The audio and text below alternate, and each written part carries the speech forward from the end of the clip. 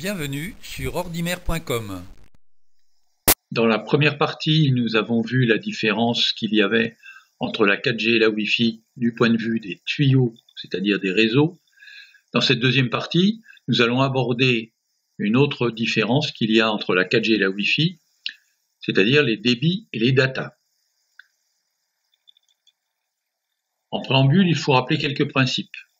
Lorsque l'on parle débit Internet, il faut bien savoir que c'est le nombre de bits transférés par seconde. Le bit, c'est la plus petite mesure en informatique. Et d'autre part, dans le langage courant, vous allez entendre parler d'un débit de 1 méga, mais en réalité, il s'agit bien de 1 mégabit par seconde. Quand on parle de débit, il faut distinguer deux types de connexions. Le débit de réception, c'est-à-dire les messages que l'on reçoit, les mails, les pages web, on appelle ça le débit descendant, ou le débit d'émission, c'est-à-dire les mails qu'on envoie ou les photos que l'on expédie sur son stockage en ligne, c'est le débit montant. Alors, les débits en 4G, ils sont annoncés par les constructeurs la plupart du temps aux alentours de 100 à 150 mégabits. On voit là que les opérateurs nous offrent des débits en réalité beaucoup plus proches de 30 à 25 mégabits, avec des débits montants qui sont plus faibles. D'autre part, quand on aborde le débit de la 4G, il faut aussi tenir compte de la couverture du territoire. Par exemple, si on prend le centre Val-des-Loire, j'ai ici un pourcentage de couverture qui montre qu'il existe encore un certain nombre de zones où la 4G n'arrive pas. Il faut également savoir que le débit de la 4G peut être perturbé par plusieurs facteurs. Le mouvement de l'utilisateur, c'est-à-dire que le débit sera plus faible quand vous marchez ou vous vous déplacez que lorsque vous êtes fixe. Ensuite, le débit peut être perturbé par la distance de votre smartphone avec l'antenne. Il peut être perturbé par des obstacles, les arbres, les murs, les bâtiments et également un certain nombre de perturbations électromagnétiques. Les débits en ADSL2+, sont de l'ordre de 24 mégabits au départ des DSLAM dans les NRA, et on voit que, en fonction de la distance, si on suit la courbe, il chute assez rapidement.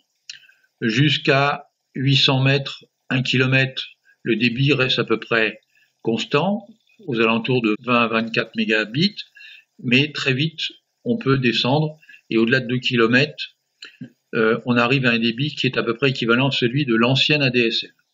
Donc si on résume les deux connexions, 4G ou Wi-Fi, on a environ 24 mégabits en ADSL2+, et environ 30 mégabits en 4G, en retenant bien que le débit diminue en fonction de la distance du NRA ou de l'antenne. Nous allons maintenant aborder la troisième partie qui concerne les datas, et c'est probablement le point le plus sensible dans ce qui nous concerne sur la différence entre la 4G et la Wi-Fi. On va rappeler quelques principes.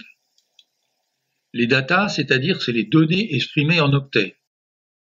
Ces données, elles s'expriment soit en kilooctets, en mégaoctets, en gigaoctets ou de téraoctets. Appliquons le principe du système métrique, c'est-à-dire qu'un kilooctet c'est 1000 octets, le mégaoctet 1 million d'octets, le gigaoctet 1 milliard d'octets. Ça n'est pas tout à fait exact, mais c'est une bonne façon d'approcher les mesures de data qui nous sont proposées. On retiendra surtout qu'un email fait environ 10 kilooctets, qu'une photo fait en moyenne 2 mégaoctets et qu'un film en haute définition va nous coûter 1 gigaoctet de données.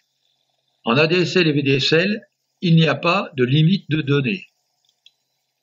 Si on regarde les contrats qu'offrent les opérateurs, comme par exemple ici Orange, il n'y a aucun quota qui nous est demandé dans le contrat. Voilà, j'ai le contrat de Bouygues, ceux de SFR et ceux de Free. Si je prends la 4G, alors là, il y a des quotas. C'est-à-dire que les contrats qui nous sont proposés par les opérateurs limitent notre utilisation avec un certain nombre de données. Si je prends les contrats de téléphonie mobile offerts par Orange, on constate que plus les datas qui nous sont proposées dans les contrats augmentent, plus le prix augmente. C'est la même chose chez SFR. On va de 100 mégaoctets à 100 gigaoctets. Chez Bouygues, de 40 mégaoctets à 50 gigaoctets.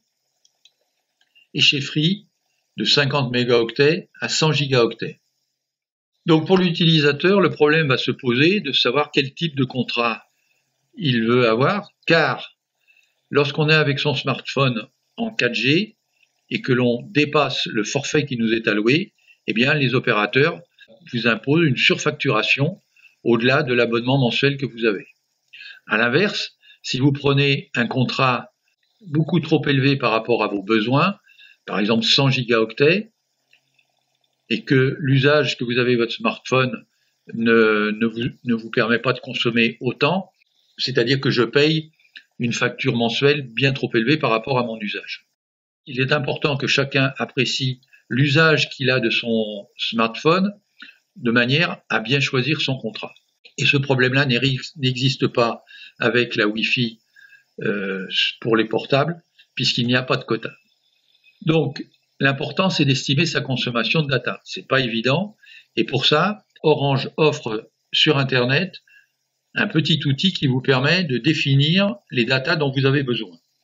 On va aller sur Internet. Donc, quand j'arrive sur le site d'Orange, j'ai ici un petit outil qui me permet d'évaluer mes besoins en data. Je peux choisir une consommation par jour, par semaine, par mois. De toute façon, l'estimation qui s'affichera en haut sera pour la consommation mensuelle dans les contrats. Donc on va partir du principe qu'un utilisateur utilise 1 heure de surf par jour sur Internet, qu'il envoie une dizaine d'emails sans pièces jointes, une dizaine d'emails avec pièces jointes, et on voit que cela lui coûte 522 mégaoctets. Les choses vont bouger beaucoup plus rapidement si, par exemple, le même utilisateur regarde un film tous les jours, que ce soit sur YouTube ou sur Netflix. Vous voyez qu'on passe tout de suite à 14 gigaoctets. Donc, il est possible, avec tous les éléments, de mesurer l'impact que ça a sur sa consommation, de manière à bien caler son contrat de téléphonie mobile que l'on utilisera en 4G. Donc, en conclusion, quand vous utilisez votre smartphone en 4G ou en Wi-Fi, tenez compte des usages dont vous avez besoin et du prix de votre contrat. Je vous dis à bientôt pour d'autres tutoriels sur ordimer.com.